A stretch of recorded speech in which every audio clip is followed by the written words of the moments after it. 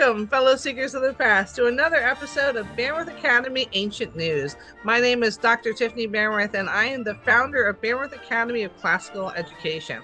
I'm the lead adventurer, but today I'm your host. So today we're going to journey through some of time's most fascinating minds in history, archaeology, and cultural exploration. Today's guest is going to take us to the high seas, where empires clashed, porcelain traveled thousands of miles, and medicine was traded leaf by leaf. Joining us today is Miss Andi Esters. She's a PhD candidate, and she has whose research is centered on maritime history with a particular focus on the Spanish galleons. Her work delves into complex networks of porcelain trade routes through Asia, the significance of Bellarmine jars, like those that are found at the Mel Fisher Museum, and the role of botanical medicine in global maritime exchange. With deep expertise and a passion for sea's silent stories, Miss Esters will bring a vital perspective to the cultural connection through trade, shipwrecks, and surviving artifacts. We are honored to have her aboard. Get it? Aboard! Hey. Hey, how's it going? Wonderful. We actually know each other a little bit, so this is probably going to be a little bit more informal than our typical interviews because she already has a connection. She's one of our professors on the virtual university as well. So you can actually sign up to take classes with her as well on the Bannworth Academy website, and you'll really love to after you listen to this interview. So let's jump right on in. She's on a schedule. She's a very busy woman, so we have to get through her questions here. All right, what first drew you into maritime history, but more specifically, like the Spanish galleons? So I'm originally from Louisiana. Okay, everybody thinks that, Louisiana's all swamps and stinkiness, right? Or at least I think of stinky swamps. I'm sure right. Florida's kind of the same way too. But growing up near the Mississippi and all these bodies of water, I was always fascinated the interconnectedness of these waterways. Like, how exactly do they contribute to everybody every day? You get people who live in the middle of podunk nowhere. As long as they have a waterway, they're connected to, like the Mississippi or the Arkansas River or any waterway really. It's kind of like they're able to trade and they're able to connect to the world around them. But it was actually probably during, I know this is kind of a weird thing to say, but when I was a kid growing up, I used to watch Lara Croft and the Mummy, which is what really sparked my interest first with history and archaeology. But it wasn't until my graduate studies in maritime civilizations and also my undergrad in history when I was studying the Mayan civilizations, there are some connections with them and the cenotes, and we actually found, like, for example, a skull that was at the bottom of a cenote. Oh, wow. It was it was fascinating. And it had I believe it was a female who had a fracture on her skull, and it symbolized that she was sacrificed and she was put there. So you can only get there if you go cave diving, which, diver, I love it. But I just became obsessed with the water. Like, what exactly is making, this, it's interconnecting everybody around the world from every piece of the world. But specifically the Spanish galleons, I'm such a movie buff. It was fool's gold. I'm not gonna lie here. Fool's gold just was like, oh my gosh, I can do that too. That's so cool. And then my university came to me with the graduate study of maritime civilizations that just totally ignited that for me as well. And it just, not only are we connected on a global scale through bodies of water, but, we're also, the Spanish galleons are like these symbols of trade and power, even cultural exchange. So for me, it's like they're time capsules. So they're carrying everything in all of these, waterway connections and everywhere to different parts of the world, all the way from the Philippines and China to Mexico. It's Yeah, it's crazy. incredible. It's I love amazing, that. right? Well, yeah, for sure. I love that you are influenced by pop culture because I definitely was interested in archaeology because of Indiana Jones. Yeah. So it's like I'm older than you, so but I was hoping you were gonna say the Goonies because you know how that shipwreck comes up too. So I was just like Yeah. waiting. But I think that's like my era movies because you're much younger than me. I actually worked on in the Gulf because we're both on the Gulf. I worked at Mhm. with the Luna settlement, which was also like it was Oh Spanish ships yeah. that came, and they were in Pensacola for 2 years, and then there was I think 7 ships, two submerged, and they stayed at the Luna settlement for 2 years, and then they moved down to Parrish, and right there they're looking right at that coast, and that was maybe in 2015 I was out there, and Oh so wow. it's kind of where you and I overlap.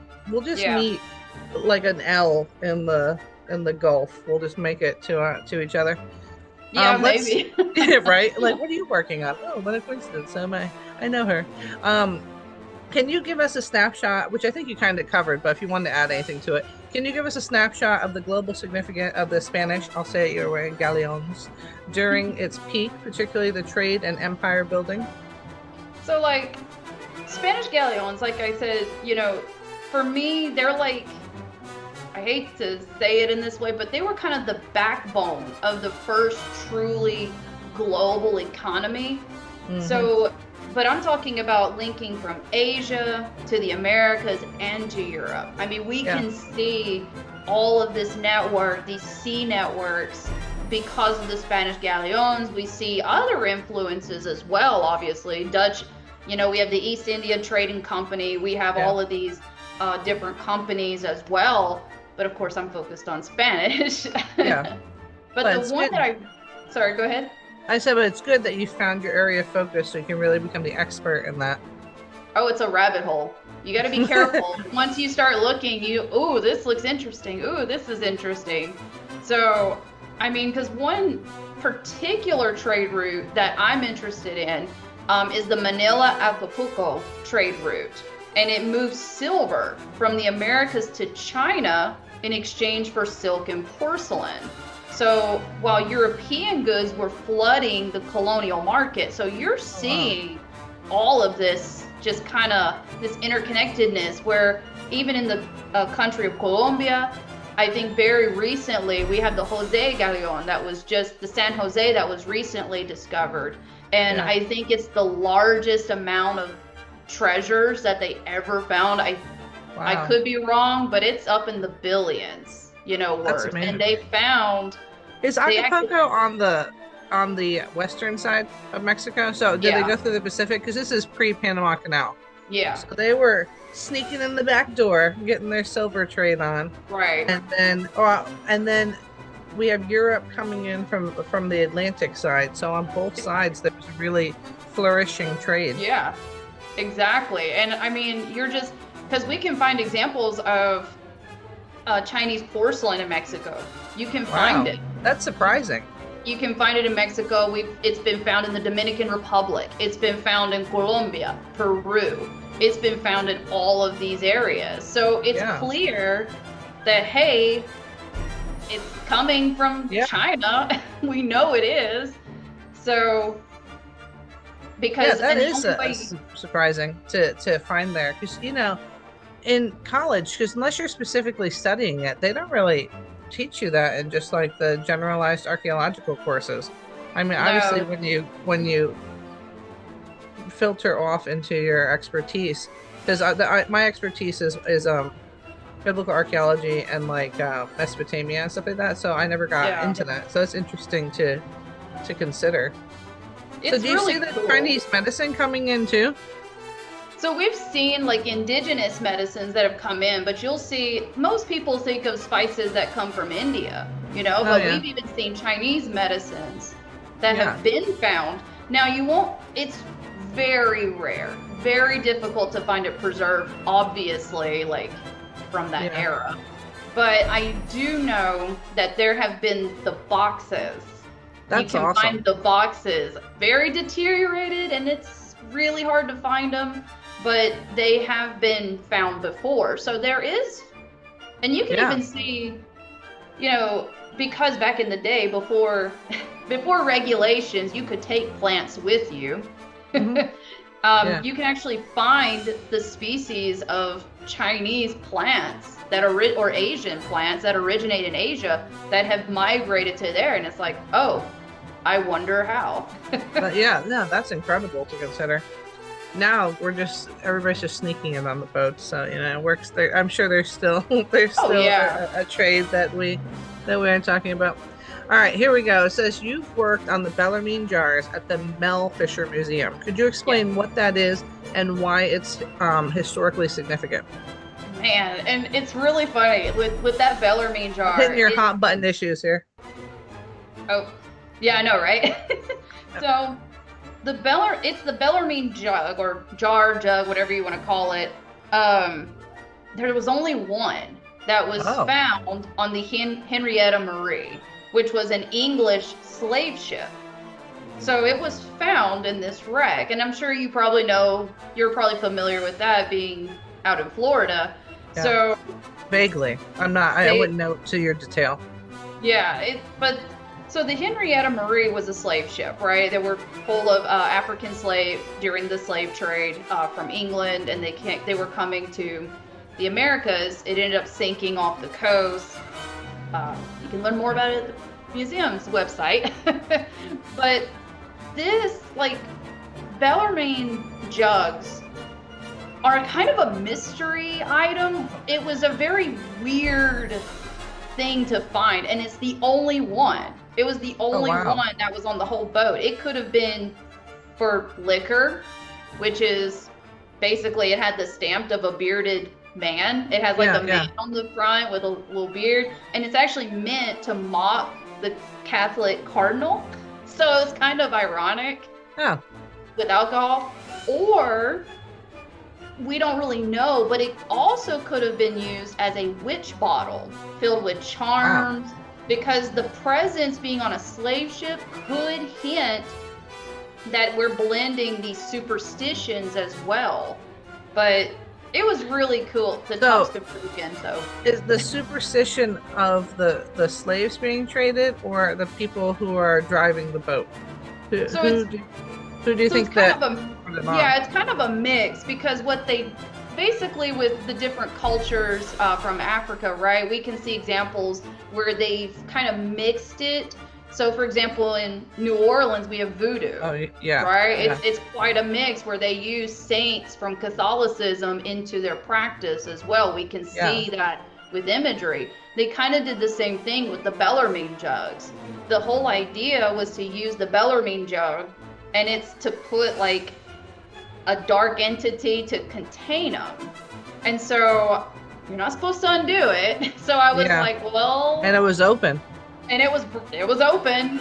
The top of it's missing. So I was like, well, that's what sunk the Henrietta. No, I'm just kidding. I was like, oh no. You might be onto something here. Is we're gonna find your paper in 10 years. That proves it. I know, right? She said it here first, guys. Let's answer this one, and then we'll take a short break.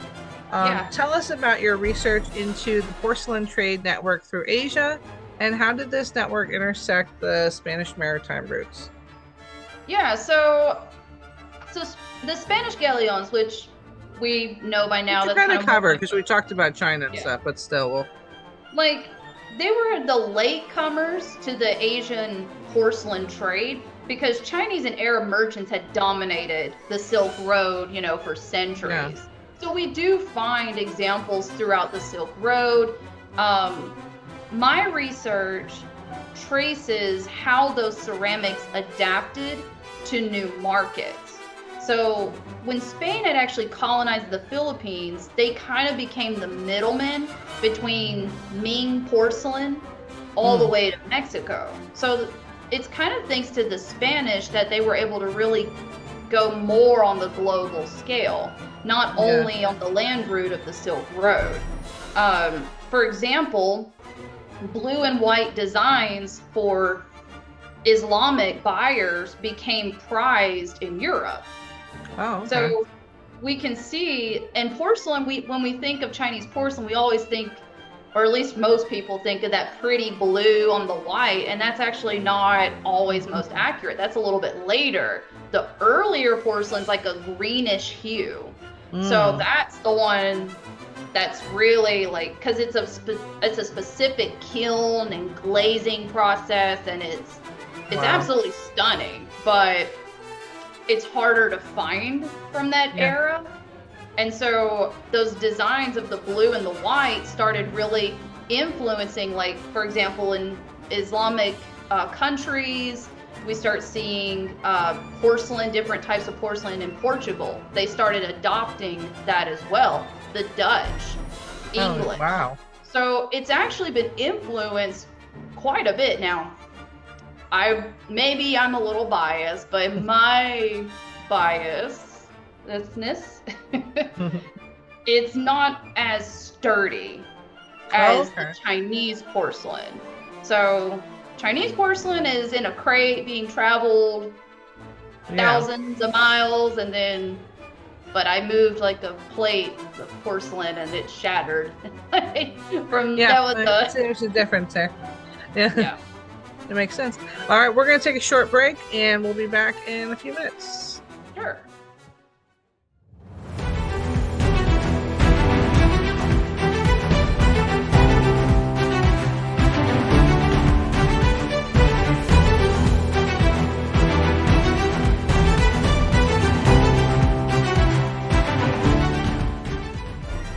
Well, welcome back to Bannworth Academy Ancient News. We're here with Andi Esters. She's an archaeologist who specializes in maritime trade, Spanish galleons, and she's been telling us all about the porcelain and the medicine trade. So I think that you should tune in for the rest of this, and we're going to pick up right where we left off. So next question for our expert here. What are some of the most surprising or unexpected discoveries that you've encountered in maritime fieldwork or your archival research? So I think probably, like, when you say unexpected or surprising, I had to think about your favorite thing. Yeah, like I was trying to think, like, what could that be?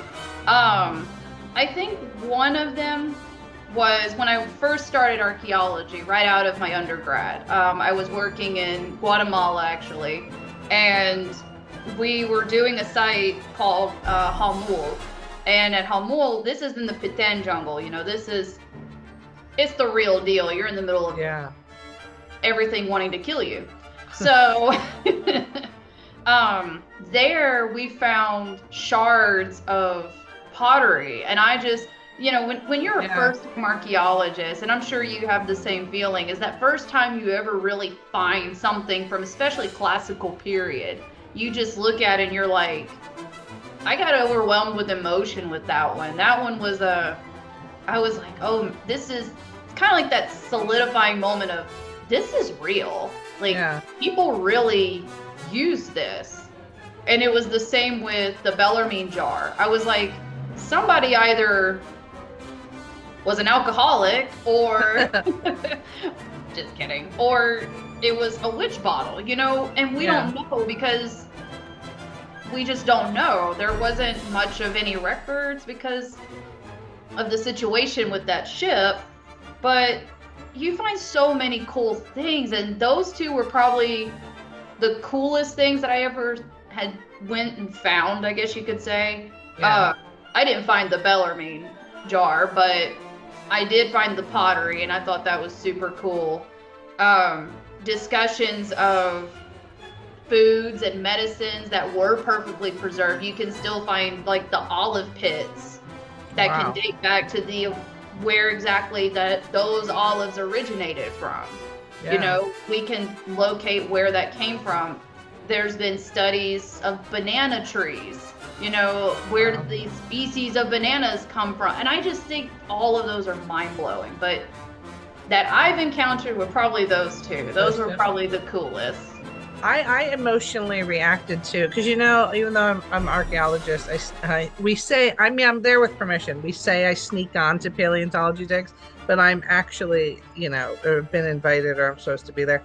But the first time, because I've dug for years at the Florida Museum of Natural History, which doesn't have dinosaurs. But the first time I just came back from a dinosaur expedition, And I think being amongst the dinosaur bones was I had like an emotional response to it as well. Like I couldn't believe it that I really was there. And then what was fun is after our expedition was over, the head paleontologist watched Jurassic Park with us and Jurassic World and was like, wrong, that's not how it is, not true. And it was like a super cool experience. But one of the things that he was telling me about, much to your point about the olive pit and stuff like that, is that he looks for the pollen. So he can tell by the pollen samples that if there's any fossil, like in almost to the point of Jurassic Park, if there's like pollen and amber or sap or something like that, you can tell what the vegetation looked like for the dinosaurs at the same time period. And in both places I dig, oddly enough, they're both sinkholes. So it's weird. So it's just like a giant pile of the two places in America that are giant piles of the dead ends of riverbeds that have like 1 million bones in it are the two dig sites that I have access to.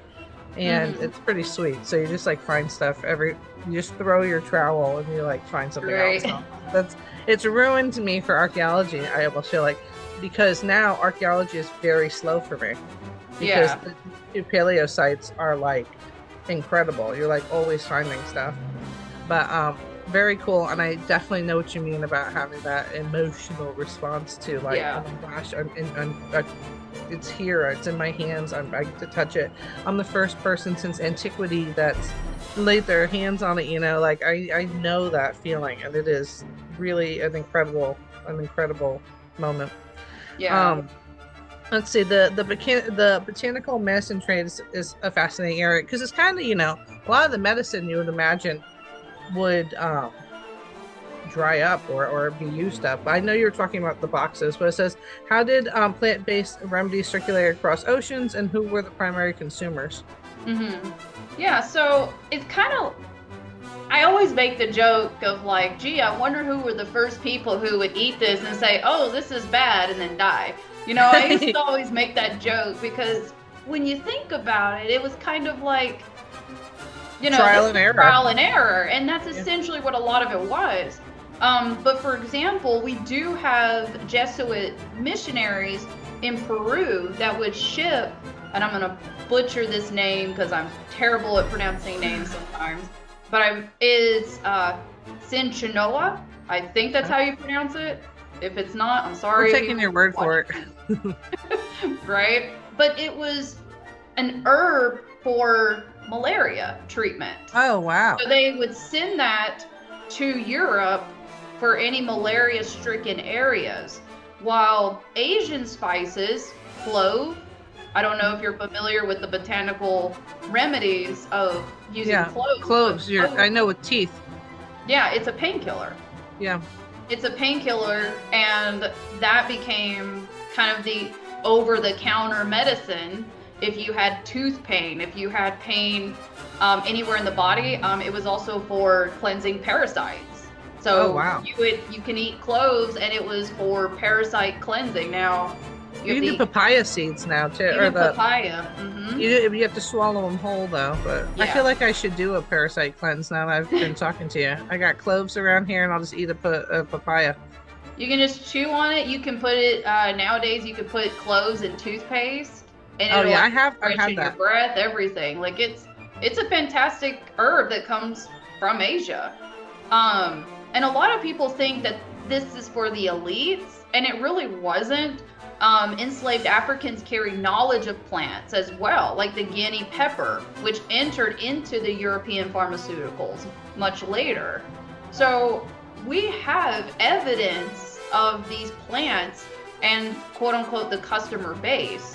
Yeah. Now, that's a good way to put it. Yeah, like my PhD explores how these networks are actually relying on the indigenous expertise, even unfortunately as they were exploited for profit. But we see signs of that everywhere. We think of I'm not sure if you know of the coca plant. Like cocaine. That's where it comes from. Yeah. But the coca plant, I'm not personally familiar with it, but yes, I know what you mean. But it's true. It's cocaine is derived from the coca plant.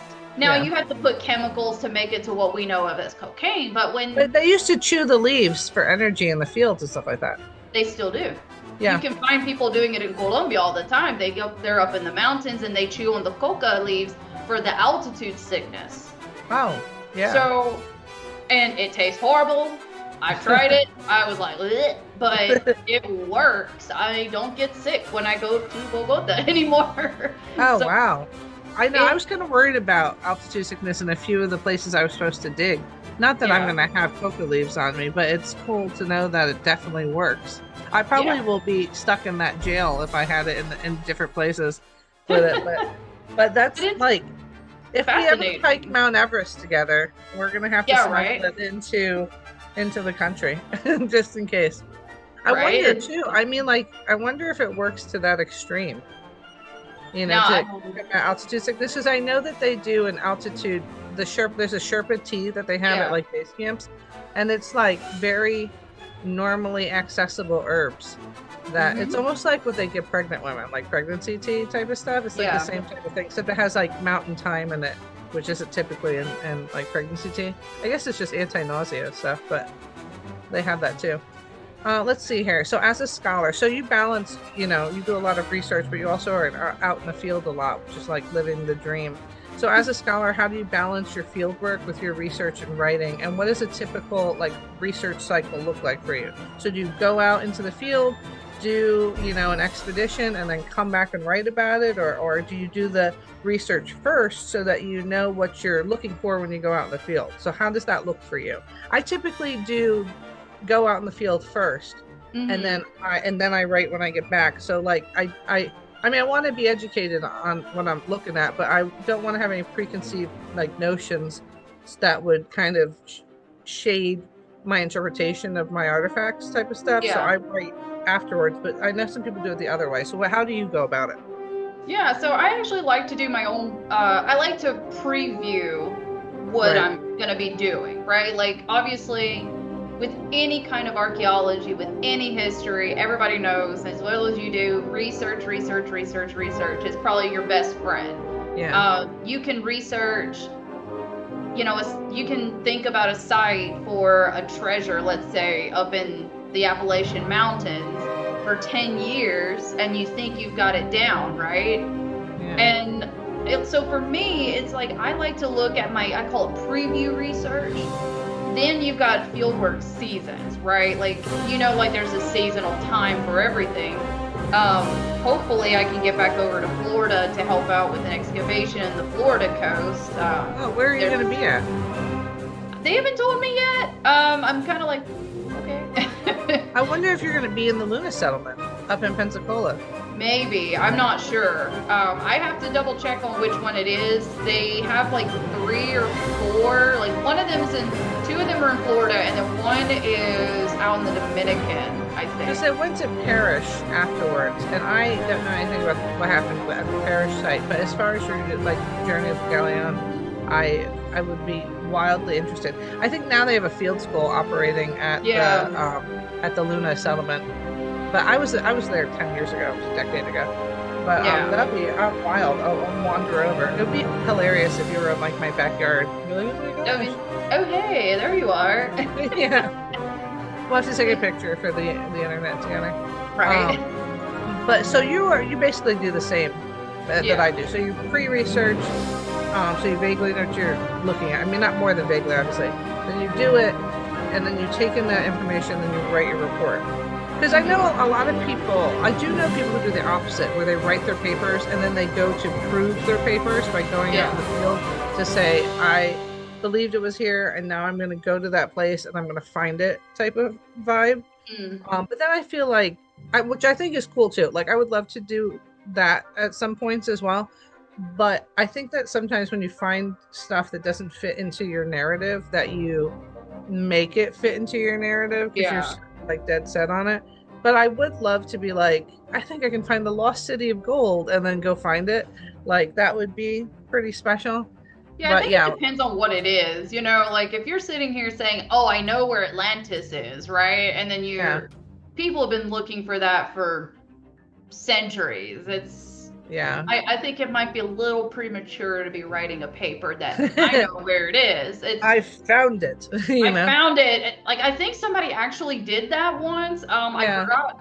I can send it to you another time, but I think they said like something about the clay. It was something with the coloring of the clay that they found the remains of it, and then it turned out it was like Etruscan or something. Yeah, I think I remember vaguely something of that sort, because I'm very leery about it, because it's almost like everything that has to do with Atlantis has changed into like mythological mer people now, instead of being anything that was based on an actual civilization. So I'm kind of, even in the are you on academia.com? Mm-hmm. Yeah, so like I've read some stuff on there, and some of it is more, I feel, fiction than fact.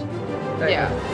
But I still, I don't know what, because I need to really branch into more of my archaeology expertise, and like I want to head out there, but it's such I don't know, I don't even want to say it's unsafe, because I know that like Zahi Hawass talks about how there's that Egypt is safe. Like, come over to Egypt, it's like ruining their tourism, it's ruining their the way that the country is able to provide for its citizens.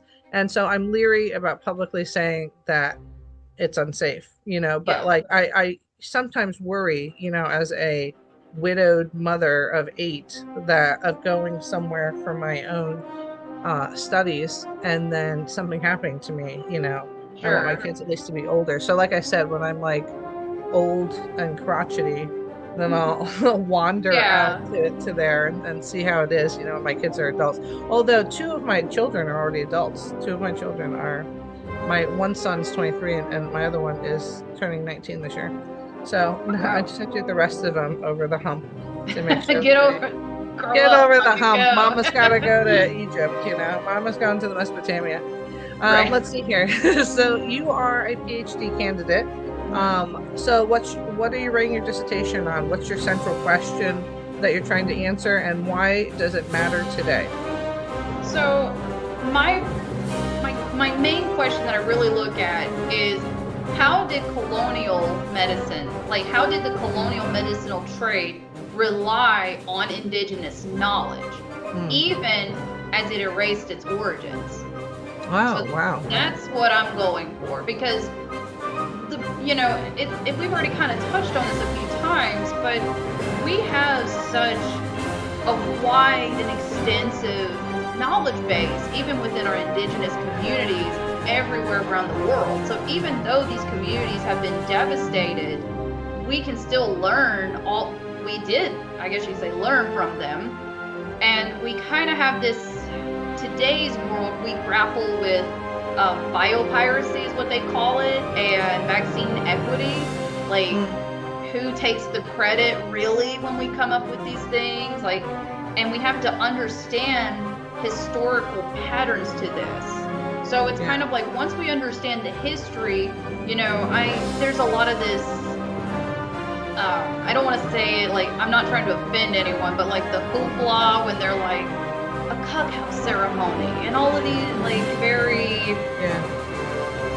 like those kind of things. I kind of have that, don't do that. Like, just there's some things historically that we, like, certain people are just no cultural appropriation, what I'm like, kind of that vibe.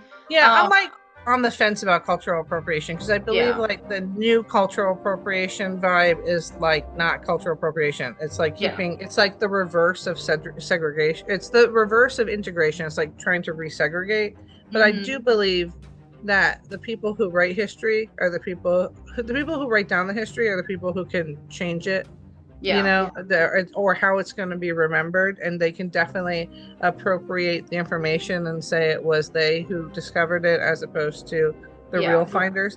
But like modern day culture appropriation, like, because the idea of having a global society is that everybody loves everybody's culture, and everybody knows about it, and everybody partakes in it, everybody loves it, and not the opposite of it being like everybody fought to integrate. Why are we going to resegregate it? Type of thing. But I think it's more along the lines too of who gets the credit and the profit for that traditional knowledge. You know, I can't go in and say that, oh yeah, I found out that ginger cures, you know, it balances out your chi. Well, that just sounds ridiculous if I say that I found that. So it kind of just comes back to, I'm totally with you. We live in a global society where we've worked really hard to have this interconnectedness, and I think it's important that we share our cultures, and we have an understanding. Yeah, like we know where it came from, but like obviously everybody can use the ginger because this is, I'm assuming China is the one who has found this information, and that we credit the Chinese and say this is what their discovery was, and it's true and it works, and then it opens up to the world of commerce and personal households that everybody now gets to use, you know, ginger with the idea of the credit, and that's not like appropriated. That's like, no, the Chinese found the ginger. You find something else, you know, and they're like, please help me. I'm sick, you know? Exactly. I'm about, I heard that the Chinese, when I was a child, also found a cure for diabetes, and it had to do with cranberry and cinnamon. I don't know the exactness of the detail, but I do know that there's been further study on cinnamon, and that it definitely does help balance out, you know, the blood sugar. But I bred this when I was a kid, and I'm 42 years old.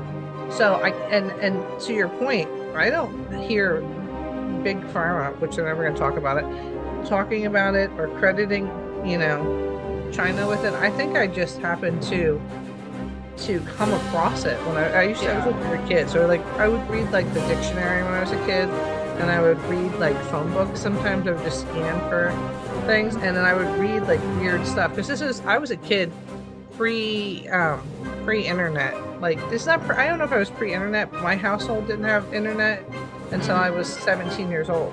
So when I did reports, I had to read the whole book. Yeah, right. I know. So not just like Google an article and then you can't even trust if the article is correct. Yeah.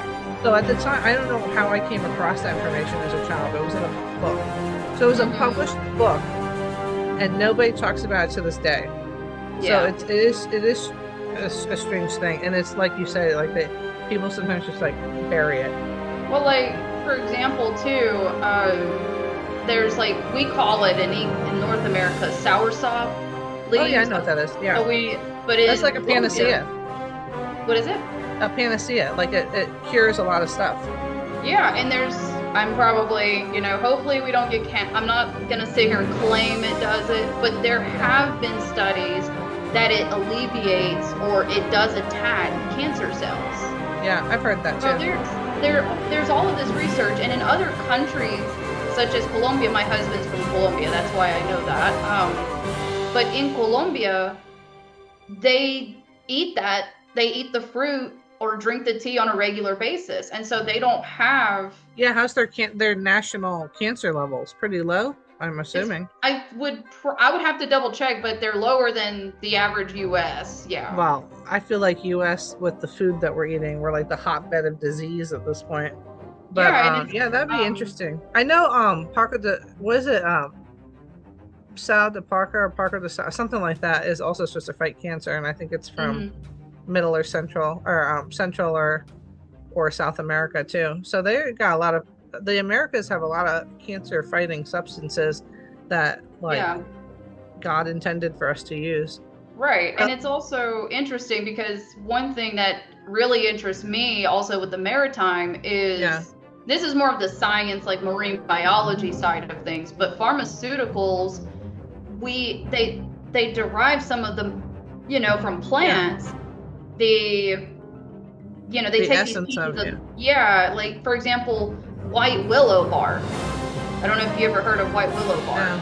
So white willow bark is used it's the main ingredient for Tylenol. Really? Oh yeah. I think I vaguely have heard that. The thing is I've also heard, because I gave birth I don't do hospital births. I do like all natural at home type of stuff. And so I've met a web of, like, my midwife is now, I think she's a doctor of Chinese medicine, and there was an acupuncturist around here too that knew it. But the I remember the concept is that sometimes it's not always great when you just take one part of the plant and then make it recreate it in the lab and then hyper focus on it. Instead, if it needs the entire plant needs to be taken, or like it needs to be taken within the barriers and the confines of how the plant produces it, as opposed to trying to make it in a lab and then it has like horrible after effects. Just Tylenol. I Yeah. remember when I was pregnant a lot because I have 8 kids. They used to say the only thing you could take was Tylenol, and now they think that there's a lot of birth defects. Yeah. And I didn't take anything, thank God, when I was pregnant. I was like super, like I had like this thing called a migraine stick, where it was just like a Mm, mint or an oil that you like rubbed on your forehead.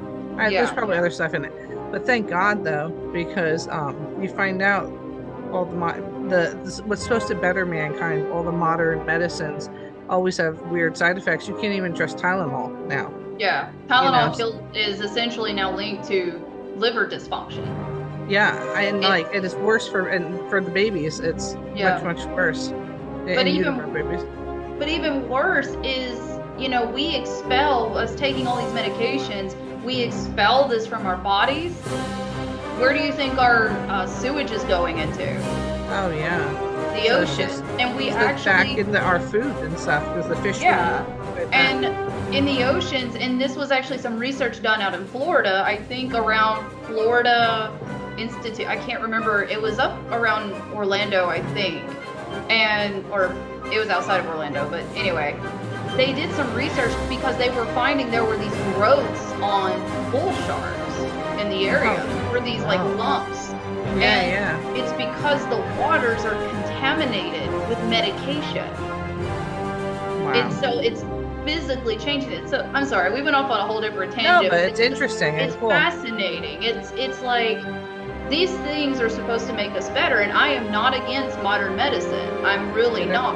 But I think we should be more educated in what we're putting into ourselves rather than just blindly saying, yeah, take this, and then 10 years later, it's like I think that you should exhaust all the natural medicine kind of first, and then then if you have to take like some man-made concoction from a lab, then that needs to be or maybe even used at the same time, so so that you have something like, I don't know how we keep doing this, but that we use with like milk thistle, to make sure that the liver doesn't go or something like that. All right, let's keep going. Let me see here. We know the moment of discovery. We know how we both feel about it. Let's move into and kind of blend this answer with this question. What does the conservation process look like for artifacts that are recovered from shipwrecks, especially fragile ones like ceramic and glassware? So how do they get it from the ocean, if you're doing like submerged archaeology, underwater archaeology, without it kind of, I know with trees, because as you know, I recently interviewed Thomas Chaput, and he's a dendroarchaeologist, and he was talking about how they had to keep it in water the whole time from there to the lab, and sometimes they would go and put it back underwater afterwards. Do you find the same thing with ceramics and porcelains and stuff like that? Yeah, absolutely, because ceramics can be porous, so we have to be cautious as well. Usually we soak it in distilled water, and it's to leach out the salts from it. Then it gets stabilized with adhesive. So of course, don't use elbow. We use Vinac in the field for paleontology. Is the same thing? Okay. So it's patience is key. We see glass, we use like silicone oils to try to bind it together to keep it preserved. Unfortunately, I haven't been in the preservation lab as much. I just kind of saw it. I just know the ceramics just because I work with ceramics. So yeah, patience is key. Yes, that's true. I know. I was at a dig with my son in Florida, and it was his first dig. He finally got old enough to come and like assist me at it, and he had for 3 days been working on basically this turtle shell of an extinct turtle. And we came in a little bit later on the 4th day, and someone had sat on his shell, completely smashed it. And it was like it was the bottom and the top. So it was like the plastron, it was like completely, the carapace completely smashed on itself and shattered. And my son was like, oh no, this is his first dig. Looked out and was like, oh no, because the same thing. I told him, be patient. We're going to excavate this a certain way so that it comes out in its entirety. It's a huge deal that you were able to. He built a pedestal. We were supposed to plaster jacket it that day and just flip it out to the museum. And it got destroyed. I mean, they still can fix it. They can still, obviously it was all in situ, so we could still plaster cast it and then have them glue it back together. But man, and I know that obviously the gentleman that did it, it was an accident. But sometimes people just do it because they're rushing through their dig. They don't. And you have to be patient, because if it has lasted for thousands and thousands and thousands of years, or sometimes historically hundreds of years, and then it can't be trusted in your hands for 5 minutes, because you were too fast, so it's like that type of vibe. Like, you have to take your time, because this is the time that you're revealing it to the world, and it is destroyed. Now, the people in the lab are incredible, and I don't do a lot of lab work. I find it tedious, but I've done a little bit. I actually did some with the Lunas element too. But the people who are really talented in it can work miracles. Oh yeah, they can They're put awesome. that together, because there's always, like, not always, but a lot of times there's like excavator marks, where maybe you're we use like dental picks and stuff, like maybe your dental pick put a little scratch in it, and they can fix it, so that they really are like uncredited heroes. But I feel like the smash and grab archaeology type of paleontology type of stuff is devastating for a lot of the people who are really concerned with how the artifact or fossil in some cases makes its way through. Let's see here. So I'm gonna ask you this question. We're taking another break. How has your work with museums shaped your public engagement, particularly with young learners or history enthusiasts? Well, I also teach history classes, so I really like turning, like, my work into like this mysterious, like otherworldly kind of, like, it's another world, because it is essentially. So for me, like, for example, I do tell like the witch bottle story, like for younger kids, and they're like, whoa, that was real. And it's like, well, that's for your interpretation, but it's kind of like you can integrate this magical element with real historical significance. For older audiences, I like, especially like my like world history kids, high school kids. I even taught university levels. I highlight how trade artifacts mirror modern day globalization. So, museums, maybe some people disagree with me, but I see them as stages, and it's like every object there's a drama with every artifact. There's always going to be a story with it. So I love storytelling. I think it's a great and integral part also of history, telling those stories. And that's why we're in it too, because you and I have the same type of vibe about this, because it's true, like each individual artifact tells an entire story. Whereas sometimes I come across the people where, it's not what they were looking for, so it just kind of gets like a minor element in their tale. But like each individual story, like even if it was a pottery from a commoner, you can possibly tell that entire, not only the family of that household story, but also just what was it like for commoners at that time period. And really, that's the deepest root of the understanding of a culture, because you think about it now, like, we're not royalty, we're not uber rich, and to describe a culture based on the uber rich or the super famous or the royalty, which is technically what a lot of people do. I mean, you think about, they talk about the House of Tudor and stuff like that.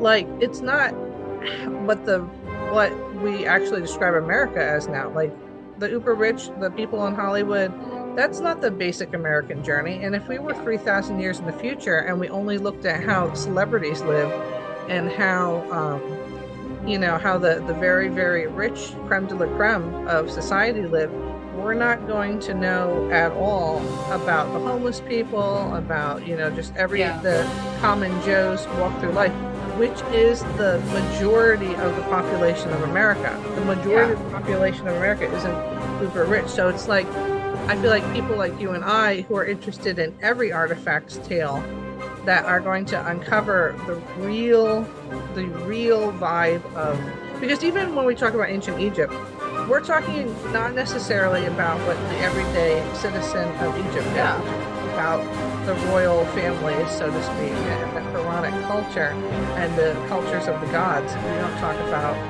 just the lady who goes and works at the temple, Yeah. All right, they so might have the best gossip. I know, right? So that's why each artifact is important. So we're going to take another break because Andy and I are having such a good time that we are going over on time. So man. I'm going to take a break. I'm going to restart it, and we are going to finish this out. I love having you on here. So this has been really cool. So I'm glad that we are taking our time and really hashing out the stuff. So we'll be back in 2 seconds. Andy and I will be back. See you soon. See you in a bit.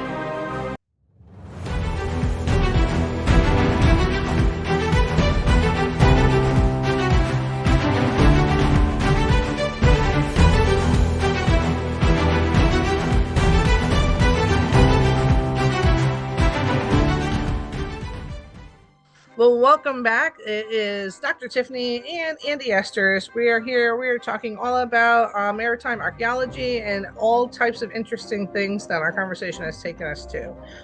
We're closing in. We have 4 more questions I really want to get Andi's opinion on. So let's get started.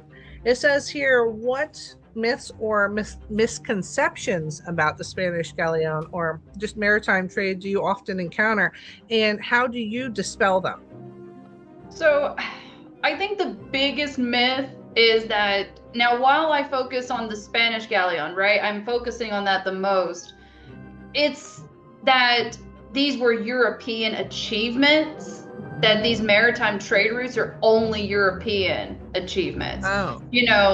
The cargoes, crews, even navigations, we have Arab astrolabes that are used, or Polynesian techniques using the stars and the different ocean currents and all of that are more of Polynesian techniques.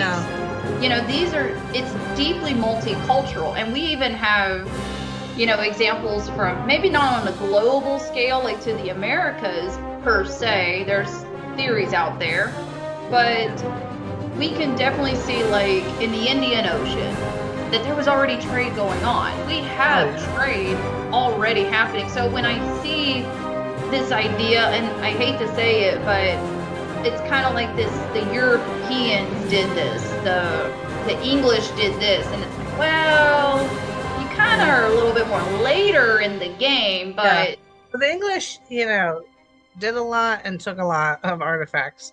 Yeah. There's a lot of, like, I remember when I was going to school for archaeology, there was a lot of like comics that people would write that were all about joking about how the British Museum would take even the clothes of the archaeologist. I saw that before. Yeah, so it's like, and there was another one that I thought was really great, where it was a pharaoh or someone who was doing their hours through the Duat, and they had to come up to the weighing of the heart, and then they turn around to talk to Anubis, and when they come back, everything's missing because the British Museum took it. And so everything was gone, so he couldn't do it. So it's kind of a funny hurrah. I mean, it is like they did do a lot though, but like you say, they get credit for everything.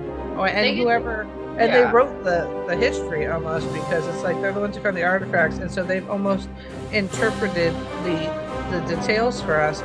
So unless somebody challenges them and says, I'd like to examine that artifact they won't let us get our hands on, how are we going to contradict it with the truth type of situation? Yeah, exactly. But so yeah, that's kind of been my thing with that is I would say probably like, yeah, you guys did great things. I'm not disputing that. But you're taking all of the credit for something that's, people kind of already done. Yeah. And especially if you happen to be a culture that stays to itself, like Aborigines and stuff like that. So they are doing tremendous things that within their culture they know, but when they stay amongst themselves, it's not like they're publishing it to the worldwide media, like this is what we've done, created. So when it finally trickles out of their private space, their private community, it's like left to the world to interpret, or in some cases, whoever takes credit for it. Yeah. But it is always a victory when the original people, the correct people, get their comeuppance. The people who stole it get their comeuppance, and the people who made it get the credit that they deserve, and that's super important.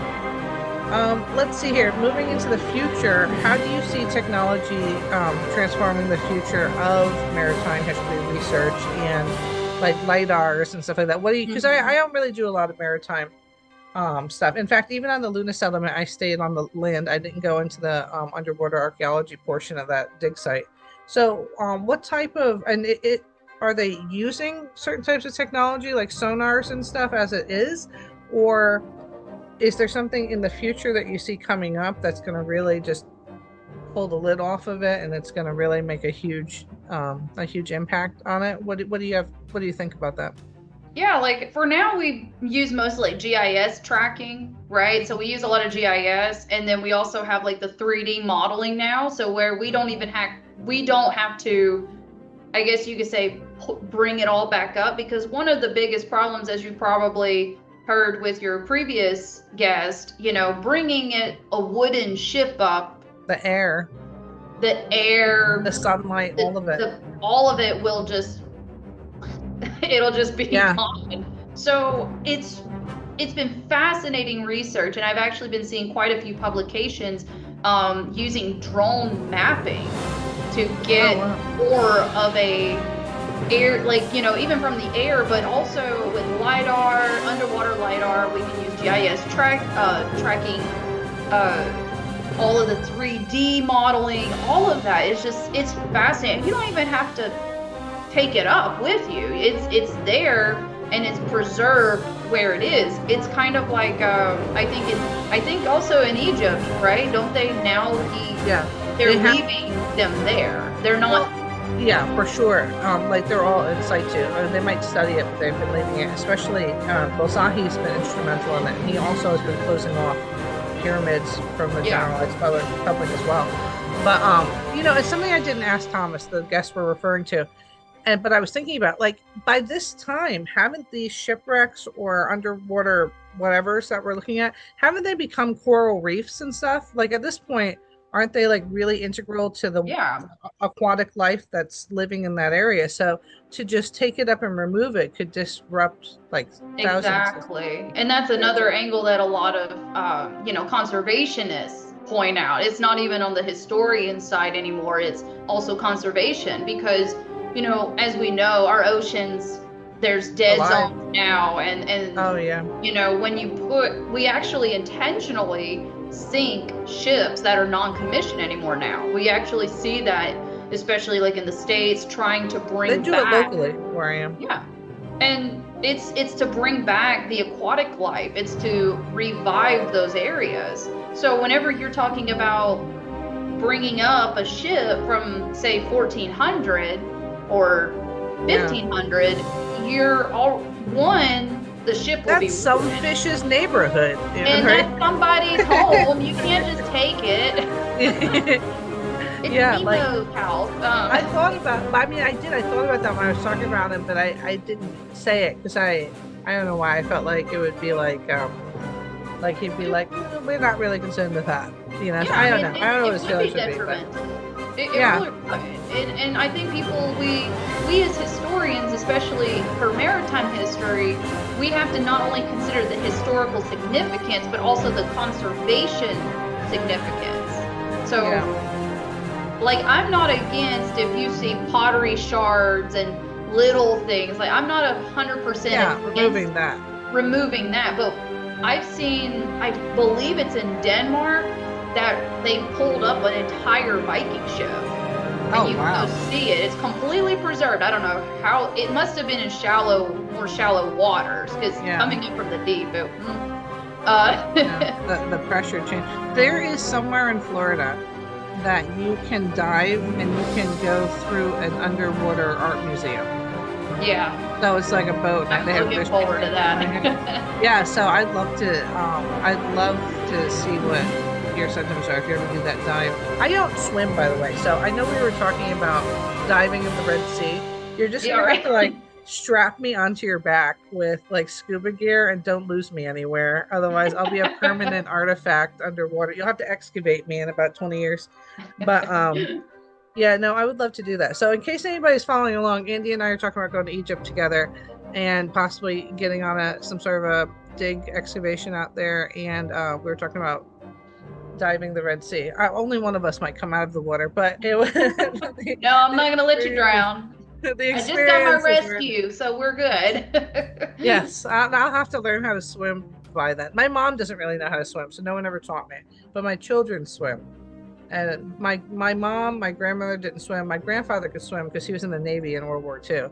But you know, I need to. I can kind of swim. I can swim underwater, but I can't.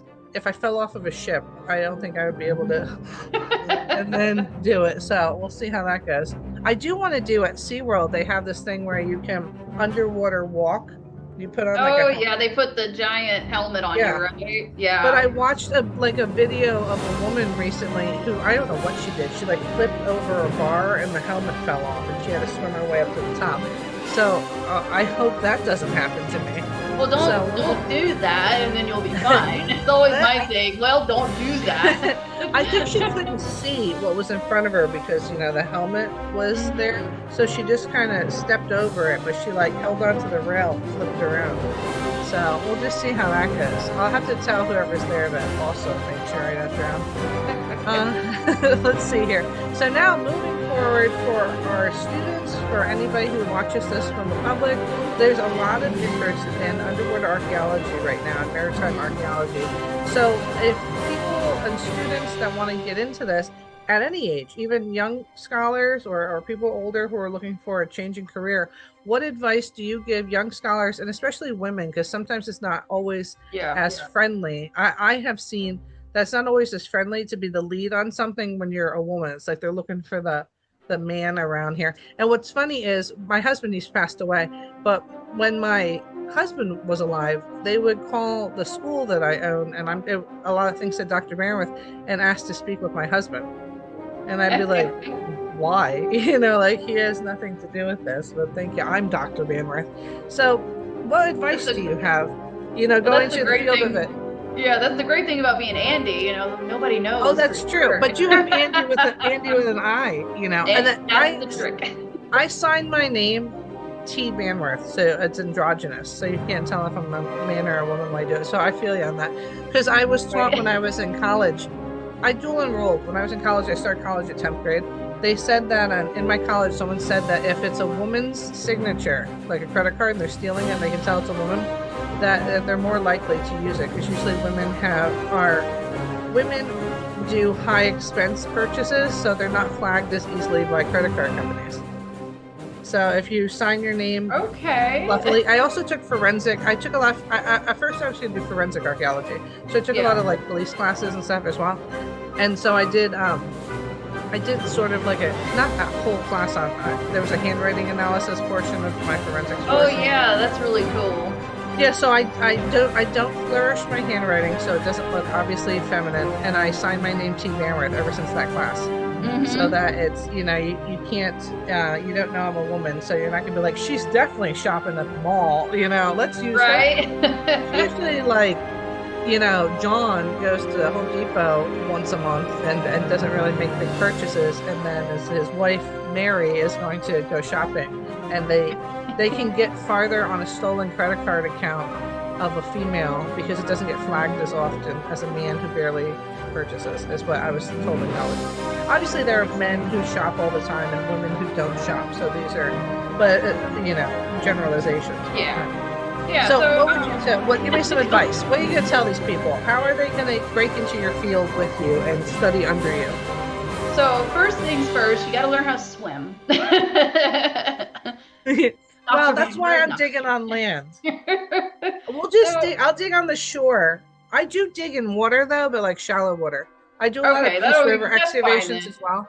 I'll bring it up to you. How about that? Yeah, I'll just dig on the shore next to you, and then you bring it up, and I'll be digging at the same time. But really,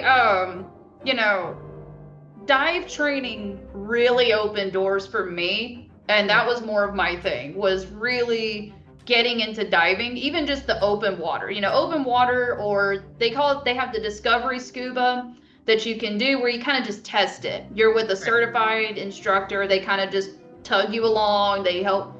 That's going to be you and me. That's what's going to be. Along, Andy. And they have that. So my personal advice is you've got to get your dive. You've got to get an feel for that, right? Like one of the prerequisites, I would say, not everybody is a certified diver, but it does help. Thomas was too. He was certified. Yeah, well, if you're gonna be in the water. Yeah, you got to be comfortable under there, not like panicking. Yeah. And you've got to be. I always say, find your crew. You got to find, like, mentors matter. I've met some really fascinating people. Like also, including you. Like I meet fascinating people all along the way. I met Dr. Estrada Begui, who's a leading Mayan archaeologist. I've met quite a few people that are in the maritime field. Some of them I think are retired now, but they've done some phenomenal work. And of course, those connections are what's really going to kind of get you into it, because let's be honest, this is a very specialized field. Yeah, very niche. It's very niche. That can work to your favor.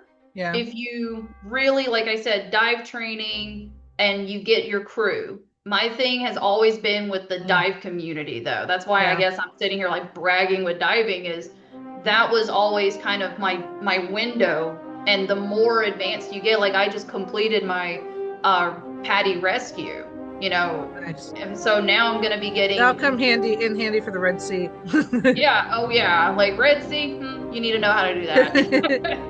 But yeah, I would probably say those two things for sure. It's very similar. I also interviewed he's a famous paleontologist, Dr. Joshua Matthews. He was actually featured on Mr. Beast, and his advice was closely the same: is to make connections in the field. It's all about relationships. Like who can you meet? Because if you're just a faceless name on a paper and there are only a handful of people that are going to get chosen for an opportunity, they're going to recognize your name, they're going to recognize your face, and they're going to say, this is somebody that I know does deeply care about the subject. And his recommendation was he's a paleontologist, but it works for archaeology too. Find people that you're really interested in, read their papers. If they're ever talking at the museums, go there and talk to them, because I know you and I often know that when you write papers, I feel like when we write papers, like not everybody's reading these things. They maybe the higher ups and people at the college, they might read through them, or it goes through peer review.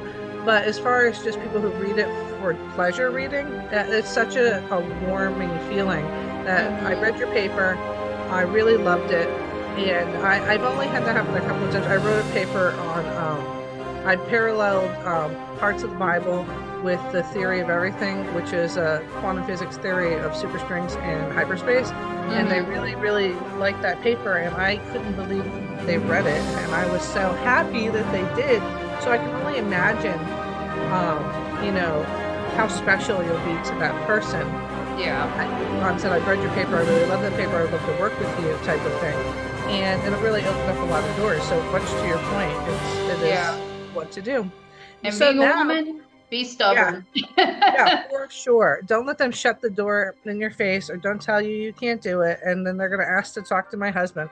When I was pregnant, I still mowed the lawn. I was always pregnant. So I was pregnant from when I was like 18 to my late 30s. And my neighbor, we lived in like honky tonk land in one of our first houses. And my neighbor would not learn my name. He just called me, my husband's name was Steven. But funnily enough, he took my last name. So he would That's call. so funny. Yeah, so he would call me Steven's wife, whatever, Steve's wife. And he called my husband when he was out to complain that I was mowing the lawn and that he needed to get back there quickly and get me off the lawn. It was like a riding lawnmower too. It's not like I was out there, Pushing him. Yeah, which I had done in the past, but I mean, I was pregnant Yeah. on a riding lawnmower.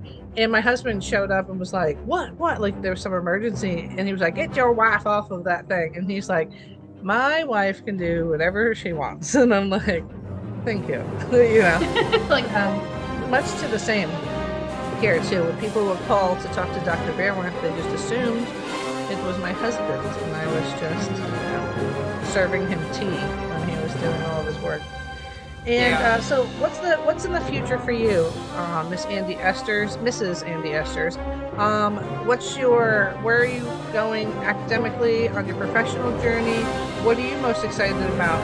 And what I'm also interested in is moving forward, something that you already don't have a connection to. If you could excavate anywhere in the world or study anywhere in the world, and on that, what would be your dream place to go? All right, so all that. Tell me all that, girl. Okay. So, for me right now, I'm actually working on a book. I really want to work on this book of mine. I'm still working on it. It's in the works. Buy Andi Esters' book, everyone. Buy my book whenever it ever comes out, if it ever comes out, because it's taking forever. But it's basically what I'm really looking for is with what I talked about before was I really want to get into more about the ethnobotany of Spanish galleons. Like I really want to do a focus on that. I'm really looking for answering my core questions. It's kind of become a book. I don't know. Honestly, it really did kind of just grow into a book. So yeah, I'm working on that. I'm not going to say the name yet. Okay. That's going to be we'll be waiting with bated breath. But basically, I'm looking into that, and then I'm also developing new courses. I would love to open a new course for, with your academy as well. Yeah. Teaching about ethnobotany in the Atlantic world. I thought that would be a fascinating. Just send me over like the send me over like a little tidbit about it, and I'll post it up on the website. Yeah, I'm really like those are the two biggest things that I'm working on right now, as well as I'm trying to schedule this. I think I mentioned earlier another dive expedition coming up next year in Florida. So there's quite a bit coming up, but. Watch, I'll be on vacation where you live, and you'll be in Florida, and we're still right. It's like each other. There's the plane. Hi. We'll pass in the airport. Right. But if I could go anywhere, I really want to see that San Jose Galleon, and off the coast of Colombia. It's too deep to just dive. You have to use the robotics to get down there, but I would love to get on that project. Oh my gosh, that would be. I've been to the museum. I've talked to a couple of people. My husband's Colombian. I'm trying to get him like, hey. Work with me here. So anybody who's watching this, you have a connection or you're working on that project, we have a diver certified underwater maritime archaeologist with a specialty in Spanish galleons. She has a travel and will travel. We need to get her onto this dig. We need to make her dream excavation come true. Shoot, even Florida, Florida's full of Spanish galleons. Yeah, truly. I'm telling you, I don't know if you've ever worked on the Luna Settlement. Is close to both of us because it's near. Are you currently still in like New Orleans area? I'm not there now. I'm actually in Arkansas right now. I'm landlocked, which has been I like, It's oh been my, because I hard. teach reading too, like to younger kids. I like when they say it, Arkansas. Arkansas. I'm in Arkansas. But we're gonna have to get you out here. We're gonna have to get you to Florida. I think I gotta look at Parrish. I know that they were doing an excavation a couple years back at the Gamble's Museum, but I don't think that. I think that was just household or Gamble's Mansion. I think that was household, but it was household porcelain. Ooh, So that would be that's something you're interested cool. in, because it was like a mansion, and they would just throw out their broken porcelain in Yep. the backyard type of thing, and you would be interested in that. But knowing what I know now more in depth about you, I have to look at Parrish because I never followed it through. There was the Luna settlement. I did my thing a decade ago out there, did my stint, finished it up.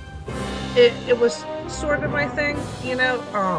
I think maybe it was the people that I liked, not necessarily the subject matter. And then I wonder how it ended up in Parrish, and if they're still selling that. I'll look it up, and I'll get back to you too on that. But Sweet. well, it's been incredible. I think that Andy and I might collab more in the future on these online situations. We might travel to Egypt. We might swim the Red Sea. I mean, she might swim the Red Sea. I might drown in the Red Sea, and then maybe she'll see us in Florida. Stay tuned. Will Andy saga? Yeah. Well, now if not, she'll just take over this broadcast for me because I'll be floating. Okay. So thank you everybody for joining Bannworth Academy Ancient News. You can find Andi on LinkedIn.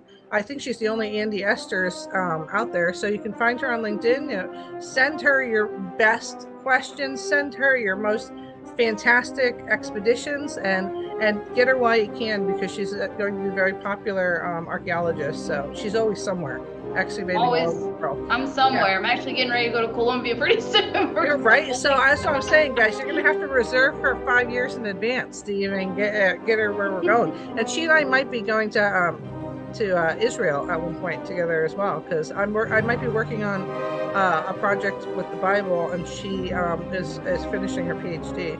So who knows? We're going to just somewhere. We're in the world, instead of Carmen Sandiego, are Tiffany and Andy.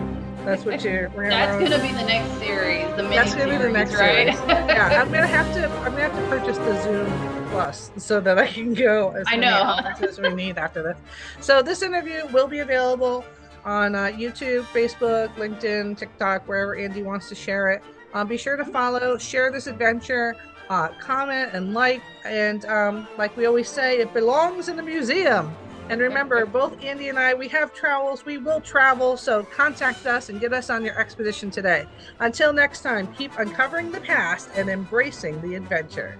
So long. Thanks so much.